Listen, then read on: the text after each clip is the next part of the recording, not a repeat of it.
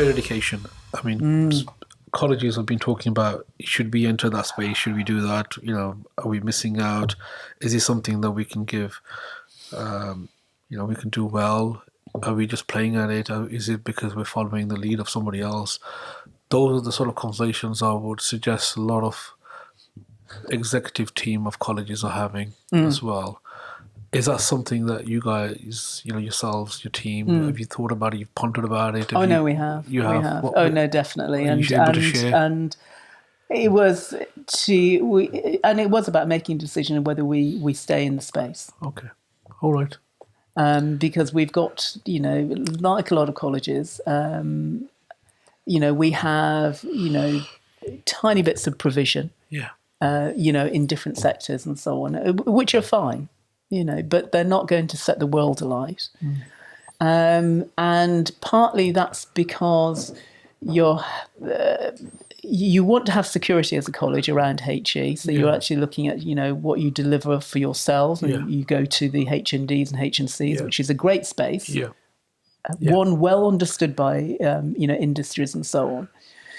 And so that's part of it. But then we're, you know, because again, through reforms, pushed to look at foundation degrees, pushed to look at other things, which are all led by universities. You know, it is worrying for colleges. Do you do that knowing that the kind of behaviour of a number of universities is to play along with this until they think, oh, that's good. That's something, and then we'll take it over. We'll take it over, You know what I mean? We did podiatry at MB before, and it was actually going when I came, and that was because the university wanted to take it over for themselves. The fact that it died a couple of years later, I mean, has something to say. But we built that up.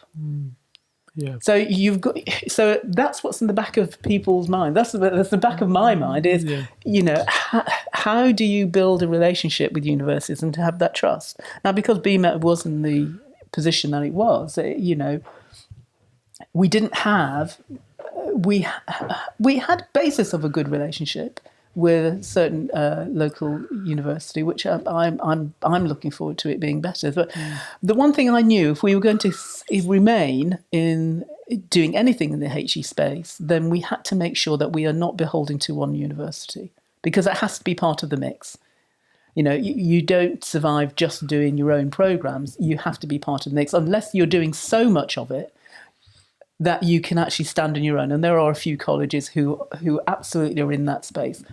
BMet is not in that space. It felt like an add-on. That was when I came, but it's no longer an add-on. Okay. Because we've made choices behind the work that we've done. Okay. And in terms of how we're working with, and that has been, you know, about a lot of work of finding what the things that we need to do for the college and for the individuals that we want to serve, as opposed to what might be offered by a university. So understanding your curriculum and the fit was critical to this, because there's no point in being in this space if you can't see the purpose. What's the offer to the individuals? You know, where can they go to after this? Okay. And that was really important.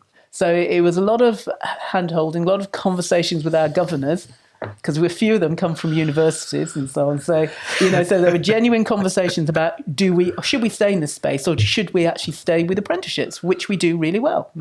Do you see what I mean? Yeah. Why are we here, not there, and so on. So there had to be a real understanding around why we needed to be there. Canny Conversation Podcast Series 5 by Safaraz Ali.